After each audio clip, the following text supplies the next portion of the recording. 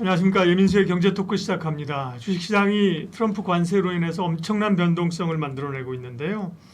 그런 가운데 또 돌파구를 찾아야죠. 김지훈의 훈훈한 주식 김지훈 대표와 2차전지 이야기 하겠습니다. 어서 오십시오. 안녕하십니까.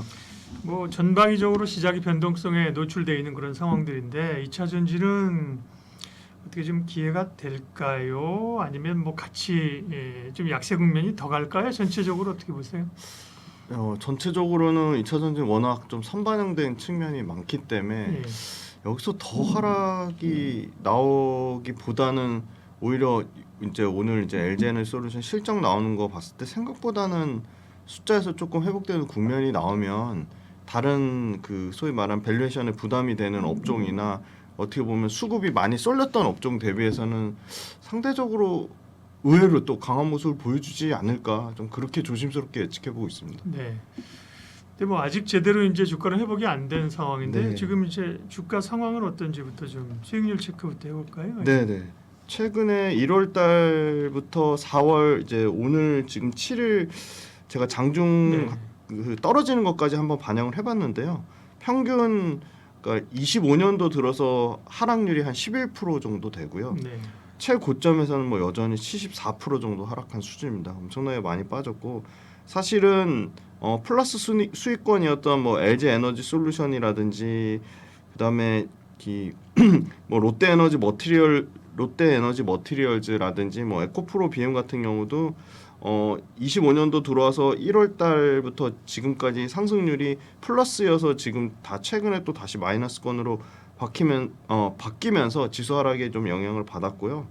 다만 이제 IT랑 같이 하는 모멘텀을 가진 업체들, 그러니까 소위 말하는 뭐 솔브레인이라든지 그다음에 뭐 동진 세미캠이라든지 한솔케미칼 그리고 뭐 IT 외에 뭐 화학이랑 같이 모멘텀을 갖고 있는 뭐 LG화학이라든지 이런 기업들은 상대적으로 좀 낙폭이 좀 덜했고요. 역시나 뭐 2차 전지단에서는 뭐 가장 차별화된 실적을 보여주는 뭐 PNT 그리고 뭐 대주전자 재료 정도가 이제 플러스 상승률을 나타내고 있다. 그렇게 보고 있고요. 다만 이제 포스코홀딩스를 좀 눈여겨봐야 되는데 포스코홀딩스가 연초 대비해서 한 30% 수준까지 올라왔다 다시 1월달 연초 가격대까지 왔거든요. 네. 그래서 포스코홀딩스는 역발상의 측면으로 보면 다시 또 가격 메리트가 뭐 주가가 하락 추세로 바뀌었다기보다는 포스코홀딩스는 가격적인 매력이 생긴 걸로 좀 봐야 되지 않을까 그렇게 보고 있습니다. 네. 어쨌든 2차 전지가 뭐 시장 대비 아웃퍼폼한 거는 아닙니다. 그죠? 네네. 대체적으로 좀 약한 흐름들이 이어지고 있는 상황인데요. 대체적으로 판매 데이터들은 그래도 뭐 1분기 나쁘지 않은 것 같아요. 그죠? 네, 판매 데이터가요. 계속 월별로 계속 갱신되고 있는데요. 3월 달도 이제 그냥 잠정치인데요. 3월 달에도 미국 판매량은 YOY 전년 대비로 20% 가까이 증가를 했고요. 유럽은 특히나 뭐 프랑스를 제외하고는 독일, 영국, 프랑스, 스페인, 이탈리아. 그러니까 스페인, 이탈리아 같은 경우는 뭐 거의 75%에서 80% 전월 대비 증가를 했고요.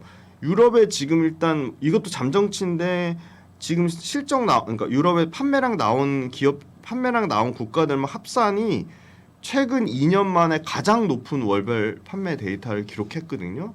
사실은 이 유럽에서 EU 액션 플랜이 나오면서 사실 그 EU에서 이 소위 말한 CO2 감산이 3년이 뒤로 유예되는 거 아니냐는 우려가 있었거든요. 네. 그게 언론으로 또 잘못 또 보도된 측면도 있고요. 근데 그게 3년 유예가 아니고 3년을 평균값으로 하는 거기 때문에 3년 평균화가 정확한 포인트거든요. 그 말은 무슨 말이냐? 만약에 25년도에 채우지 못할 경우에는 26년도나 27년도에 25년도 못한 것까지 다 연속해서 엄청나게 팔아야 되기 때문에 그 부분이 즉각적으로 25년도 이 판매량 데이터에 나오는 걸로 보이고요.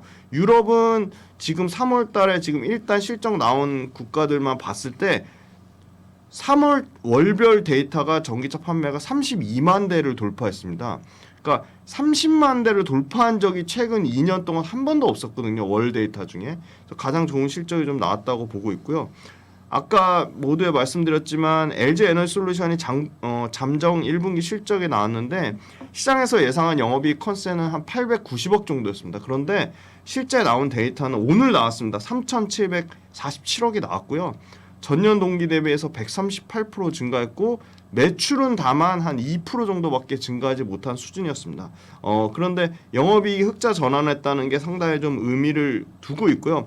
역시나 뭐 AMPC 첨단 생산세액공제입니다. 물론 첨단 생산세액공제를 제외했을 경우에 800억 정도 적자긴 한데 AMPC 첨단 생산세액공제기 직전 분기보다 QOQ 대비해서 20% 넘게 늘어났고 전년 대비해서는 140% 정도 증가했다고 보고 있습니다. 그래서 LG엔솔 실적이 이제 첫 스타트를 끊었고 앞으로 이제 삼성 SDI랑 SK온 같은 경우는 한 3천억대 정도 적자 수준을 예상하고 있는데 그거보다 LG엔솔도 사실은 시장에서 예상한 것보다 훨씬 좋은 호실적을 기록했기 때문에 이 부분이 실적에 대한 개선 모멘텀이 좀 나오면 주가 하방을 지지하는 모습을 나타낼 것으로 보고 있고요. 생각보다 지금 들리는 얘기는 에코프로비엠도 2분기 흑자 전환이 아니라 1분기에 좀 흑자 전환을 빠르게 한 개 분기 정도 당겨서 예상을 좀 하고 있습니다. 그리고 또 재미난 사실이 계속적으로 월별 데이터의 수출이 계속 꺾였거든요. 네. 자, 요거 표 보시면 이제 양극재 관련돼서 수출 데이터가 2달 연속으로 2월달, 3월달에 한 4억 한 1,208만 달러, 2월달 기준으로는 4억 5,148만 달러로 두 개 분기 연속으로 전월 대비 증가세를 좀 나타내주고 있다. 그래서 양극재 수출 데이터가 끝나고 있다. 그런 말씀을 드리고 제가 이제 그 인터배터리도 갔다 왔는데 공통적으로 얘기하는 거는 악성 재고였습니다. 근데 악성 재고 물량이 상당 부분 소진이 되고 있다. 왜냐하면 악성 재고라는 게 1년 반 넘게 거의 근 2년치가 엄청나게 쌓여 있었기 때문에 그 부분이 굉장히 좀 많은 감소폭이 있었다. 그러면 언제 이 악성 재고로 다 떨구냐? 그거는 2분기 말 정도로 예상을 하고 있습니다. 네. 그러니까 판매나 뭐 수출 데이터들은 괜찮긴 한데 그게 이제 결국 실적으로 잡혀야 되는 거잖아요, 그죠? 네네. 실적은 1분기 실적들이 이제 속속 나오기 시작하는데, 네, 1분기는 어쩐지, 2분기 좋아질런지, 또 밸류는 주가가 떨어진 밸류는 좀 내려왔어요? 네, 밸류에이션 보시면 네. 뭐 밸류에이션 처참합니다. 지금 네. LG에너지솔루션이 이제 내년 정도 돼야지 정상적으로 한 47배 정도 수준을 예상을 하고요.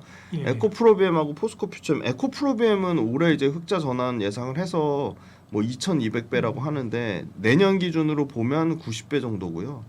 그다음에 포스코퓨처엠도 비슷한 90배 정도 수준. 그다음에 LG화학이 뭐 9배, 삼성 SDI가 뭐 내년에 대폭 이제 흑자 전환하면 9배 정도까지 나온다고 하니까 상당히 매력적으로 보이고요. 그다음에 이제 밑단에는 롯데에너지 머티리얼즈가 내년에 한 35배, TC스틸이 28배, PNT가 6배로 여전히 가장 매력적으로 보이고요. 대주전자재료가 한 30배 정도 수준으로 예상을 하고 있습니다. 그래서 올해 예상하는 거는 아마 실적 이 LG에너지솔루션 추정치가 올해 1분기가 나오면서 조금 더 업그레이드가 될 것 같은데요. 아마 올해 예상되는 영업이익은 130% 증가한 흑자 전환할 것으로 예상하고 매출단에서는 한 뭐 8% 정도 상승을 예상을 하고 있고요.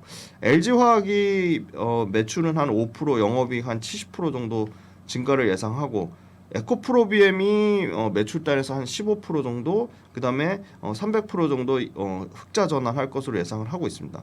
그래서 숫자 사이즈를 보면 LG엔솔이 그래도 올해 아마 1조 5천억대 정도만 영업이익이 회복되면 적정 밸류에이션을 좀 찾아갈 것으로 보이고요. LG화학 같은 경우는 1조 8천억 정도로 올해 영업이익을 보고 있고요. 에코프로비엠하고 포스코퓨처엠이 한 대략 800억 정도 영업이익 흑자 전환을 좀 예상을 하고 있습니다. 그리고 그 밑단에 이제 아까 말씀드린 밸류에이션이 상당히 가장 정상적인 수준의 밸류에이션 매력적인 PNT가 올해 예상되는 영업이익 한 1,700억대를 엄청난 영업이익들을 보고 있습니다. 그래서 밸류에이션 플레이로 하려면 역시나 PNT하고 LG화학 정도가 뭐 적합한 밸류에이션 플레이어로 볼 수 있다고 하겠습니다. 네. 밸류는 주가가 떨어졌음에도 불구하고 아직까지는 그렇죠. 네네. 네, 뭐 90배 이런 것도 있고 그죠? 네네. 워낙 이제 기대감을 땡겼었던 부분이 올해는 이제 해소가 안 되는 거고요. 실적이 이제 좋아져야 되는 건데요. 네. 결국 이제 실적을 확인해 가는 과정, 뭐 2분기 이런 걸 이제 얼마나 땡겼을 거냐가 이제 관심사예요. 네. 그러면 2차 전지 가운데서는 뭐 어떤 것들이 좀 어느 쪽이 좀 공략이 좋습니까? 그 아무래도 유럽의 포지션 비중보다 미국에 이미 현지화한 업체들이 가장 수혜를 볼 거고요. 아마 관세 타격도 가장 적을 것이라고 보고 있습니다. 그래서 배터리 셀단에서는 여전히 압도적으로 LG 에너솔루션이 가장 좋은 실적 퍼포먼스를 낼 거라고 보고 있고요. 저는 이제 흥미로운 데이터가 이제 그 작년 연말 이 총 결산을 했습니다. 그래서 양극재에 들어가는 전구체 수요를 전망을 했는데요. 전구체는 확실한 수치이다. 왜냐하면 당장 지금 탈중국화를 해야 되는데 이게 일단 전구체의 성장률이고요. 연평균 전구체 성장률은 한 12% 정도 나올 것으로 예상을 하고 있습니다. 근데 12% 나올 것으로 예상하는데 이게 지금 24년, 25년도에 꺾였다가 26년도부터 성장률이 다시 살아납니다. 그 말은 무슨 말이냐면 26년도 이후부터는 20%대 성장률을 예상을 할 수 있다는 거고요. 양극재 수요 여기 보시면 압도적으로 1등부터 전구체 10등까지가 모두 지금 일본의 스미토모 메탈 마이닝하고 에코프로 머티리얼즈 두 개를 제외하고는 전부 1등부터 5등까지는 전부 중국입니다. 많이 들어보셨을 거예요. CNGR, GM, 브룸프 요 세 개가 다 중국 업체인데 여기가 전구체 점유율이 글로벌 시장에서 85% 가까이 됩니다. 그런데 미국에서 지금 미국 그 공장에 들어오는 것도 전구체 소위 말하는 현지 생산하거나 아니면 미국과 그 FOC 체결 안 된 국가들에서 전구체를 공급받으려고 하고 있기 때문에 당장 지금 CNGL이나 GM, 브룸프의 전구체를 대체할 상황이 필요하다고 보고 있고요. 그래서 그럼 비중국계 계열 중에서 그 전구체를 수급할 수 있는 데는 에코프로 머티리얼즈나 포스코 퓨처엠 정도밖에 없다. 근데 에코프로 머티리얼즈나 포스코 퓨처엠 말고 저는 이제 에코앤드림을 보고 있습니다. 그러니까 에코프로 머티리얼즈도 전구체가 부각받으면 부각받을수록 당연히 갈 수 있다고 보는데요. 가장 지금 어떻게 보면 후발업체, 국내 업체 중에 후발주자인 에코앤드림 같은 경우가 이제 막 캐파 투자를 했습니다. 그래서 어떻게 보면 재무구조의 측면에서 상당히 부담이 덜한 측면이 있고요. 실제 전구체 캐파가 현재 5천 톤밖에 안 됩니다. 청주에서. 근데 이게 당장 올해 말 정도 되면 3만 5천 톤까지 지금 7배 이상 캐파를 늘리고 있거든요. 근데 지금 실제 가동률 나오는 것도 보면 작년 4분기에 20%도 안 되는 캐파가 올해 2분기면 50%대까지 올라오고요. 올해 3분기 되면 한 70% 이상까지 정상적인 캐파가 나올 것으로 보고 있습니다. 그래서 사실은 에코앤드림도 작년에 이제 흑자 전환을 했고요. 당장 이 첨단 그 생산 세액 공제 말고 IRA 이 30D 이 세액 공제를 받으려면 배터리 부품하고 핵심 광물 모두 이 FEOC 제외 규정에서 충족을 돼야 되기 때문에 상당히 이 부분이 25년도부터 당장 광물에 해당되는 전구체가 사용 금지되기 때문에 당장 그 혜택을 받을 것으로 보고 있고요. 아마 전구체 생산 목표 10만 5천 톤까지 목표를 잡고 있습니다. 요게 밸류체인이 어디 밸류체인이냐면요. 그 유미코어를 통해서 SK온에 납품하거든요. 최종적으로 들어가는 건 현대차입니다. 근데 현대기아차가 상당히 지금 판매량이 꾸준히 올라오고 있고 2월달, 3월달 데이터도 좋아서 현대차 쪽에 들어가는 물량은 여기는 실적이 그렇게 크게 미스는 나지 않을 거라고 보고 있습니다. 그래서 만약에 10만 5천 톤까지 간다고 하면 앞으로 매출 사이즈가 1조 8,500억 수준까지 커지기 때문에 연평균 매출 성장률은 작년 기준으로 보면은 최소한 40% 이상을 보고 있습니다. 네.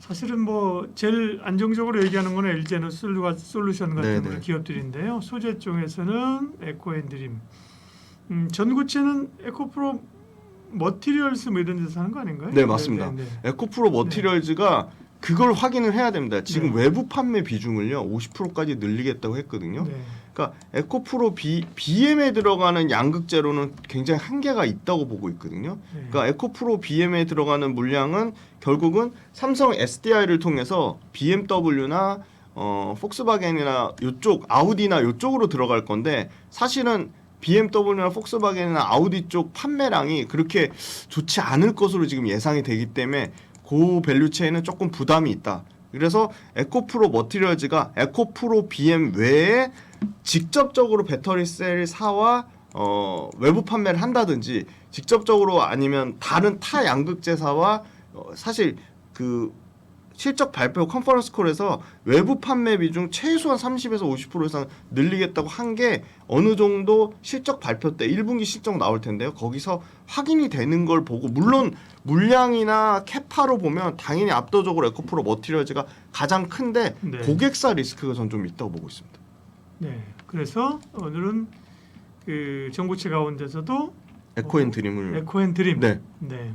올해 만약에 이제 그 양극재 출하량이 5,000톤에서 올해 정상적으로 만약에 한 15,000톤 정도 만약에 개선된다고 하면 원래 이게 실적 나온 게 IBK에서 나온 거는 거의 올해만 매출이 뭐 한 4천억에서 5천억 정도 사이즈까지 나온다고 봤거든요. 근데 작년에 이제 겨우 이제 한 5억 정도 흑자 전환했기 때문에 올해 만약에 마진율을 한 6에서 7% 정도 보고 매출이 한 3천억 정도 사이즈 나오면 한 180억 정도 영업이익을 보고 있습니다. 그러면 180억이라고 보면 지금 시가총액이 4,300억 정도니까 밸류에이션 보면 뭐 영업이익 한 180억 정도 수준만 나와도 밸류에이션은 한 27배 정도 볼 수 있다 그렇게 말씀드리겠습니다. 네, 2차 전지가 뭐 여전히 어려운 구간들을 지나고 있는데요. 2차 전지 기본적인 수익률하고 상황들 점검해 주셨고요. 관심 있게 볼 기업으로 에코앤드림을 말씀해 주셨어요. 네. 김지훈 대표님 함께했습니다. 고맙습니다. 감사합니다.